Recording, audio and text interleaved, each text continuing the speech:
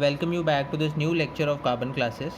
और इस लेक्चर में हम क्या पढ़ने वाले हैं, हम इस लेक्चर में जॉन्डिस को समझने वाले हैं कि जॉन्डिस होता क्या है, कैसे होता है, क्या क्या उसकी कंडीशंस है, क्या क्या उसके पैथोफिजियोलॉजिकल इफेक्ट्स हैं। ठीक है, तो शुरू करते हैं जॉन्डिस।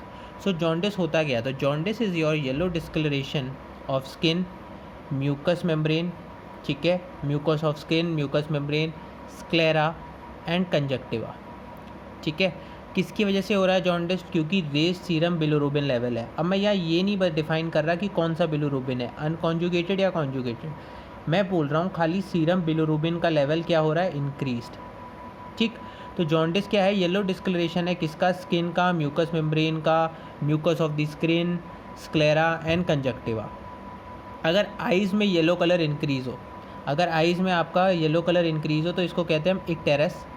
ठीक है, अगर ब्रेन में बिलिरुबिन का लेवल इंक्रीज़ हो तो इसको कहते हैं कर्निक्टेरस। ठीक है, आइज़ में इक्टेरस, ब्रेन में कर्निक्टेरस। नाउ आपका नॉर्मल सीरम बिलिरुबिन लेवल होता है 0.3 to 1.5 मिलीग्राम पर DL। ठीक है, क्लिनिकल जॉन्डिस हम तब कहते हैं जब लेवल कहाँ इंक्रीज़ हो जाए, लेवल इंक्रीज़ हो जाए मोर देन 2.5 मिलीग्राम पर DL। ठीक है, clinical jaundice is said when your level is increase more than 2.5 milligram पर DL। नाउ सब क्लिनिकल जॉन्डिस कब कहते हैं? सब क्लिनिकल जॉन्डिस हम तब कहते हैं जब जो लेवल है वो 1.5 और 2.5 के बीच में हो। ठीक है, नाउ सब clinical jaundice is said when your level is between 1.5 milligram to 2.5 milligram. Now there is greenish yellow discolouration is due to conversion of bilirubin to biliverdin. मतलब कभी कभी हमें ग्रीनिश येलो डिस्कलरेशन मिलती है, वो किसकी वजह से है? वो है due to conversion of bilirubin to biliverdin. ठीक है, तो ये हो गए अपने कॉजेस, मतलब इंट्रोडक्शन हो गया। अब बात करते हैं बिलिरुबिन के मेटाबॉलिज्म के बारे में कि बिलिरुबिन सिंथेसिस कैसे हो रहा है, मेटाबॉलिज्म कैसे हो रहा है और उसका एक्सक्रीशन कैसे हो रहा है। ठीक है, तो सिंपल से समझो, सिंपल से 3 कॉजेज़ है। ठीक है, एक तो लिवर से पहले समझो, यहाँ लिवर है। ठीक है, यहाँ पर ये लिवर है। तो बिलिरुबिन इंक्रीज़ होने के मेनली 3 कॉजेज़ हैं। या तो वो कॉज लिवर में है, या तो वो कॉज लिवर से बाहर है, मतलब लिवर से ऊपर है। ठीक है, या तो वो कॉज लिवर के बाद है। ठीक है, या तो वो कॉज लिवर से पहले है, या तो वो कॉज लिवर के बाहर है।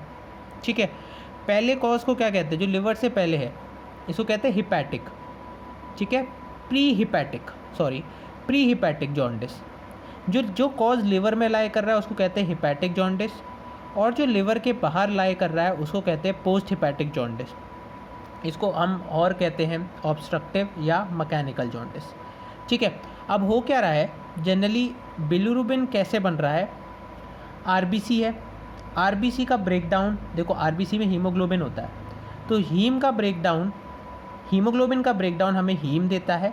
ठीक है, haem gets oxidised in the form of haem oxygenase enzyme होता है जो इसको बाइलिवर्डिन बनाता है। बाइलिवर्डिन रिडक्टेज बिलिरुबिन बनाता है। अब ये जो बिलिरुबिन यहाँ पर बन रहा है ये सर अनकॉन्जुगेटेड है। ये कैसा बिलिरुबिन है? ये है अनकॉन्जुगेटेड बिलिरुबिन। ठीक है, अब ये अनकॉन्जुगेटेड बिलिरुबिन लिवर में जाता है टू बिकम कॉन्जुगेटेड। ओके, ठीक है, कॉन्जुगेशन कैसे होगी? By UDP glucuronyl transferase. Conjugation किसकी वजह से हो रही है? By UDP glucuronyl transferase. ये एंजाइम रहता है जो लिवर को कॉन्जुगेट करता है। कॉन्जुगेशन का क्या मतलब है? एल्ब्यूमिन के साथ इसका कॉम्बिनेशन हो जाता है बिलिरुबिन का, तो एल्ब्यूमिन बिलिरुबिन कॉम्प्लेक्स बन जाता है, दैट इज़ कॉन्जुगेशन, जो कि वाटर सॉल्युबल हो जाता है, तो फिर इसका एक्सक्रीशन ईजी हो जाता है। ठीक है, फिर क्या होता है? फिर क्या बनाएगा? कॉन्जुगेटेड बिलिरुबिन, और जिसको हम बाइल के थ्रू एक्सक्रीट कर देते हैं। ठीक, ये हुआ आपका सिंथेसिस। मेटाबॉलिज्म देख लिया, एक्सक्रीशन देख लिया। अब देखो, अभी मैंने लाइंस बना रखी हैं। ये पहली लाइन है कि यहाँ पर काम लिवर के बाहर हो रहा है, ये काम लिवर में हो रहा है, और ये काम लिवर के बाद हो रहा है। तो अगर जॉन्डिस लिवर से पहले है, ठीक है, मतलब अगर if the cause is not lying in the liver it is called pre hepatic jaundice, and generally it is called haemolytic because यहाँ पर आरबीसी का ब्रेकडाउन इंक्रीज़ हो गया। तो किस किस केसेस में देखते हैं हम? थैलेसीमिया में देखते हैं, G6PD डेफिशिएंसी में आरबीसी की सेल लेयर डिस्ट्रक्ट हो जाती है. Then we see in sickle cell anaemia. Then hepatic causes we see in cirrhosis. Cirrhosis is rare, hepatitis is there, जो मतलब लिवर का जो स्ट्रक्चर है उसको डिस्ट्रॉय करे. देन पोस्ट हिपैटिक ऑब्स्ट्रक्शन, तो यहाँ पर बाइल डक्ट का स्ट्रिक्चर हो गया. स्ट्रिक्चर मतलब बाइल डक्ट इज़ शॉर्टन. ठीक है, ट्यूमर हो गया बाइल डक्ट में, तो बाइल डक्ट ऑब्स्ट्रक्ट हो गई, ब्लॉक हो गई. ठीक है, गॉल ब्लैडर में स्टोन्स हो सकते हैं, cholelithiasis, anything could be possible for which कि बाइल का एक्सक्रीशन ढंग से नहीं हो पा रहा, तो जिससे बिलिरुबिन का लेवल बढ़ रहा है. ठीक है, अब गाइस नेक्स्ट देखते हैं पोस्ट हिपैटिक या ऑब्स्ट्रक्टिव जॉन्डिस के कुछ क्लिनिकल फीचर्स. मतलब ये क्लिनिकल फीचर्स आगे बात करेंगे, ये जनरल सा कुछ मैंने बता रखा है. कि पहला तो क्या है, स्टीहोरिया. स्टीहोरिया मतलब when you see fat in stool. Then there is white coloured stool. ठीक है, स्टूल देखो कलर हमेशा बाइल पिगमेंट्स देते हैं, है ना. अब बाइल ही नहीं आ रहा, बाइल डक्ट में कोई प्रॉब्लम है या कुछ सिस्टिक डक्ट में प्रॉब्लम है, कुछ डक्ट में प्रॉब्लम है जिसकी वजह से बाइल ही नीचे नहीं आ पा रहा, तो स्टूल्स को कलर नहीं मिलेगा. स्टूल्स को कलर नहीं मिलेगा तो नो स्टर्कोबिलिन पिगमेंट. यहाँ यूरिन में कलर दिखेगा आपको, यूरिन लाइट कलर्ड होगी, ये सब हम आगे पढ़ेंगे. तो यहाँ पर देखो हमें वाइट कलर स्टूल दिखने को मिलेगा, स्टर्कोबिलिन पिगमेंट एब्सेंट रहेगा, और there would be fat in stools. Okay, now classifications देखते हैं. बेसिकली किस किस में हमने इनको मेनली क्लासीफाई किया. Now based on colour of sclera, colour of sclera में हमने उनको दो टाइप से डिवाइड किया, मेडिकल जॉन्डिस और सर्जिकल जॉन्डिस. ठीक है, बेस्ड ऑन ईटियोलॉजी, ये इंपॉर्टेंट है, based on aetiology of jaundice. अब ईटियोलॉजी ऑफ जॉन्डिस में हमने इनको तीन टाइप से डिवाइड कर रखा है, हीमोलाइटिक और प्री हिपैटिक, फिर हिपैटिक एंड ऑब्स्ट्रक्टिव जॉन्डिस. ठीक है, हीमोलाइटिक यानी कि प्री हिपैटिक में क्या हो रहा है, excessive RBC destruction. Hepatic jaundice में क्या होता है, जो कॉज होता है वो लिवर के इनसाइड रहता है. ऑब्स्ट्रक्टिव यानी कि पोस्ट हिपैटिक जॉन्डिस में कहाँ पर कॉज है, कॉज है आउटसाइड द लिवर. ठीक है, अब केमिकल नेचर की बात करें बिलिरुबिन के, तो बेस्ड ऑन केमिकल नेचर किसका, ऑफ बिलिरुबिन,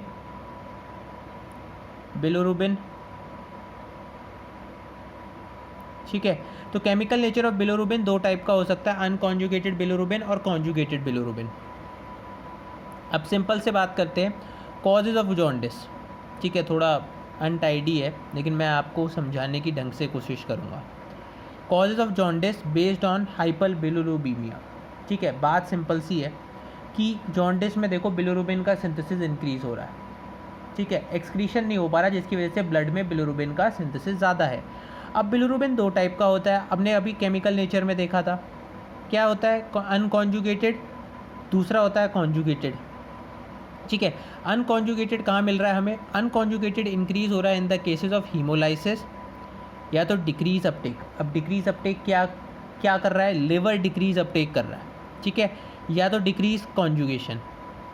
ठीक, हीमोलाइसिस, डिक्रीज अपटेक और डिक्रीज कॉन्जुगेशन, इसमें क्या हो रहा है, इसमें अनकॉन्जुगेटेड हाइपर बिलिरुबिमिया हो रहा है.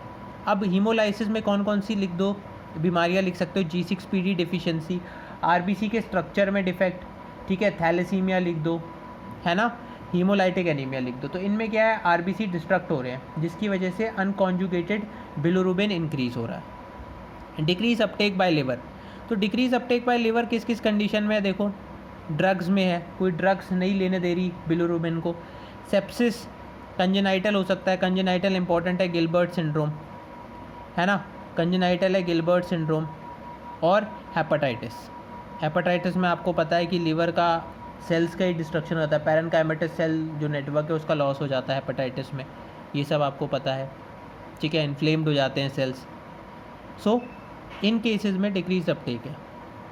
Now decrease conjugation, so where is decrease conjugation seen, Gilbert syndrome. ठीक है, और क्लिगलर नाजर सिंड्रोम, दोनों कंजेनाइटल है, आगे बात करेंगे इनके बारे में. एंजाइम्स का कुछ डेफिशिएंसी होती है, इनके बारे में आगे देखेंगे. सो डिक्रीज कॉन्जुगेशन किस किस कंडीशन में है, गिलबर्ट सिंड्रोम और क्लिगलर नाजर सिंड्रोम. अब बात करते हैं कॉन्जुगेटेड हाइपर बिलिरुबिमिया. कॉन्जुगेटेड हाइपर बिलिरुबिमिया ध्यान से देखना, इसमें कॉजेज़ क्या है, देखो कोलेस्टैसिस.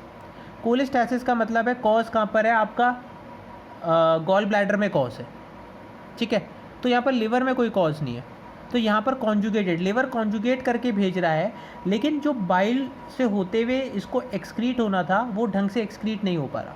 सो कॉजेज़ क्या है आपके, इंट्रा हेपेटिक कॉजेज़ और एक्स्ट्रा हेपेटिक बाइलरी ऑब्स्ट्रक्शन, ठीक है। मतलब इंट्रा हेपेटिक कोलेस्टैसिस है और एक्स्ट्रा हेपेटिक बाइलरी ऑब्स्ट्रक्शन। देखो अब इंट्रा हेपेटिक कोलेस्टैसिस में कौन कौन से कॉजेज़ हैं, कॉन्जेनाइटल, इसमें डबिन जॉनसन सिंड्रोम बहुत इंपॉर्टेंट है, डबिन जॉनसन रोटन सिंड्रोम आगे बात करेंगे। Drugs and alcohol, hepatitis, primary biliary cirrhosis और हॉजकिंस लिम्फोमा, ठीक है।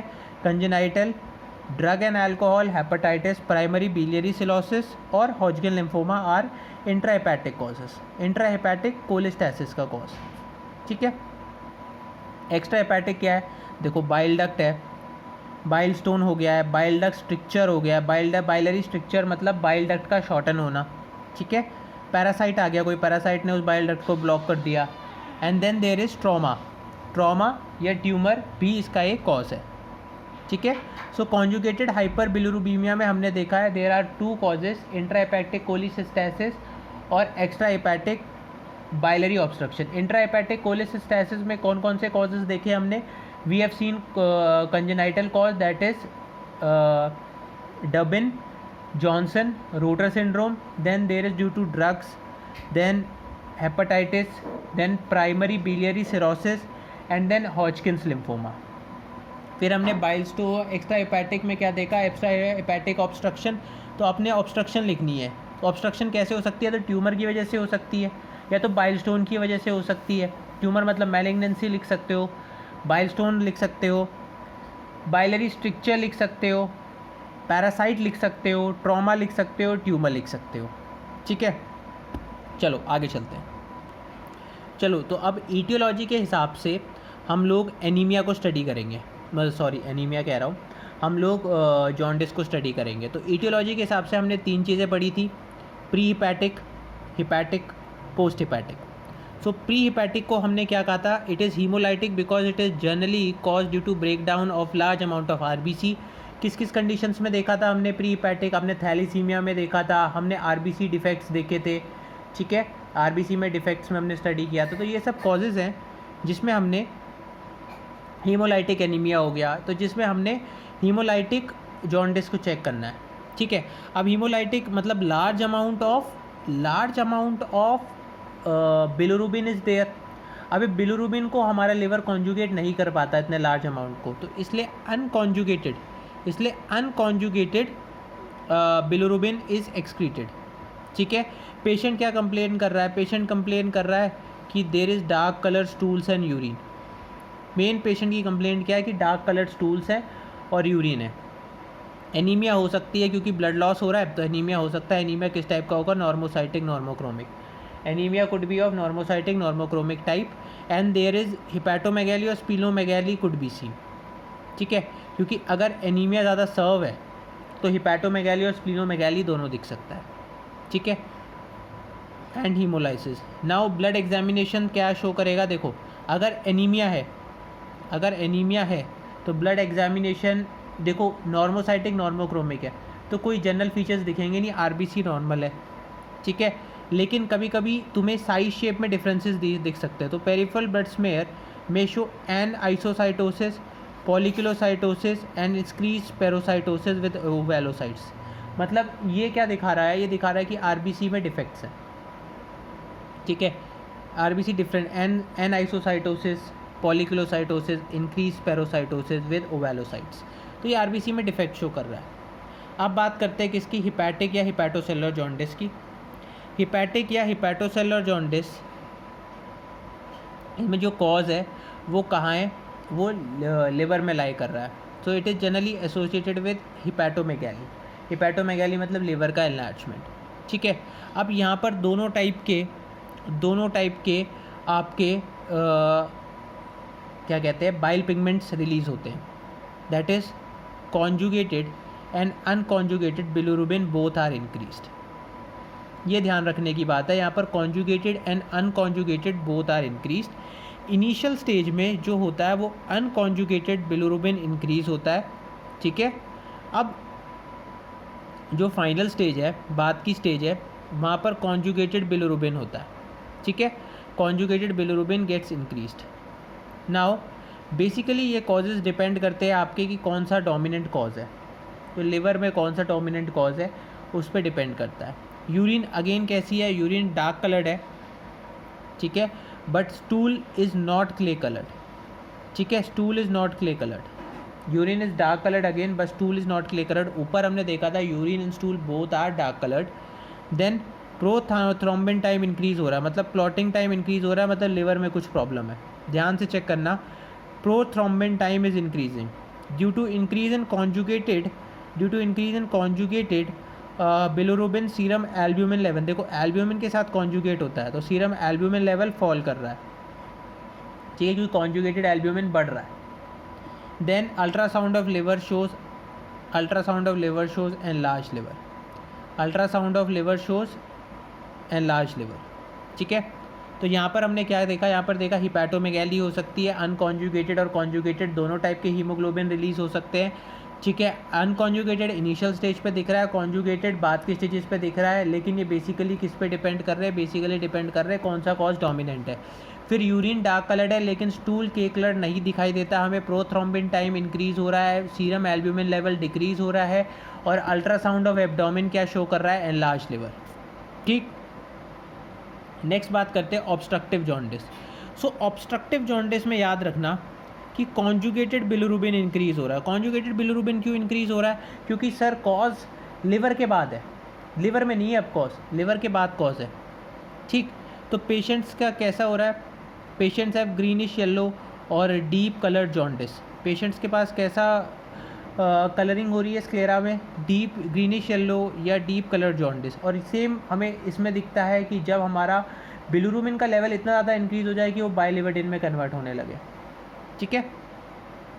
Now itching is very much seen, itching तो यहाँ का साइन है, ठीक है। अगर आपको ऑब्स्ट्रक्टिव जॉन्डिस में बोले कि यार इचिंग हो रही है, तो itching is seen due to release of biliary salts, itching is there due to release of biliary salts. Then there is pain in abdomen and if stone is present तो वो और ज़्यादा बढ़ जाएगा, ठीक है। अगर कोलेलिथियासिस है, ठीक है, मतलब बाइल स्टोन है, तो पेन बहुत ज़्यादा होगा, तो पेन प्रेजेंट होगा, ठीक है। Fever with shaking chills and rigor indicate cholangitis, मैंने भी पता नहीं क्या लिख दिया है, I will check it out and comment it, लेकिन ये कोलियंजाइटिस, ठीक है। तो मतलब एक चीज़ चेक कर लो, या fever is present with shaking chills and rigor indicate cholangitis, ठीक है। मैं इसको चेक करके बता दूंगा आप लोगों को। सो बेसिकली हमने क्या देखा है, हमने देखा है कि there is greenish yellow deep coloured jaundice. हो क्या रहा है, इचिंग हो रही है बाइल पिगमेंट्स की इंक्रीज़ होने की वजह से, पेन इन एब्डोमेन है, और अगर कोई ट्यूमर मैलिग्नेंसी या बाइल स्टोन है तो इसकी वजह से पेन और सर्व हो रहा है। कॉन्जुगेटेड बिलिरुबिन इंक्रीज़ हो रहा है, ठीक है। फीवर और shaking chills with rigor we are getting to be scene.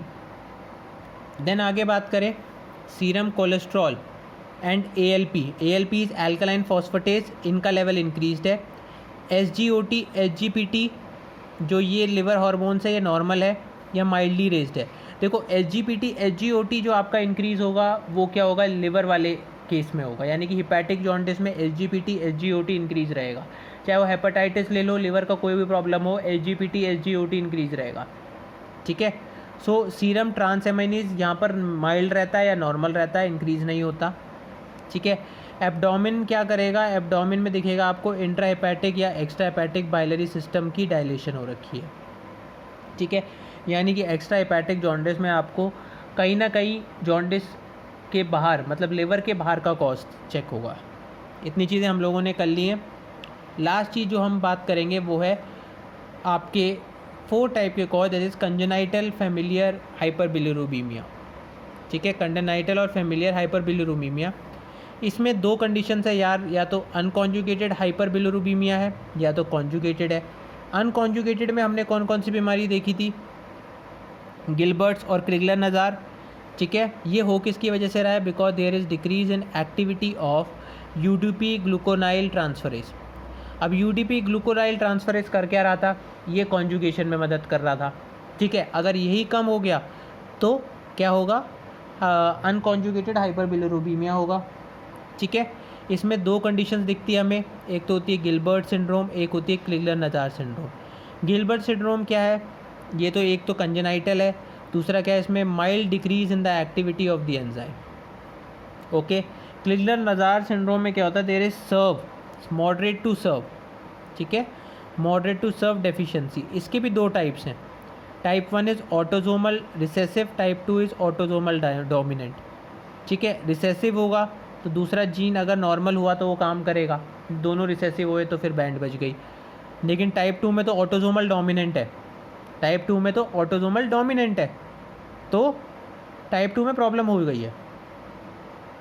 ठीक है, और ये आगे ट्रांसमिट भी करेगा, ऑटोजोमल डोमिनेंट है। ठीक है, तो type 2 is severe type and type 1 is moderate type. आगे देखते हैं, आगे क्या है जो कॉन्जुगेटेड जिसमें ज़्यादा आए, वो कौन सा सिंड्रोम था? हमें डबिन जॉनसन रोटर सिंड्रोम। ठीक है, तो Dubin Johnson syndrome is autosomal recessive condition. ठीक है, रोटर सिंड्रोम में क्या है? रोटर सिंड्रोम में है ऑटोजोमल डोमिनेंट कंडीशन। ठीक है, so guys this is all for jaundice. ठीक है, नेक्स्ट लेक्चर में कुछ और टॉपिक लेके आपके साथ आऊँगा। Till then have a nice day ahead.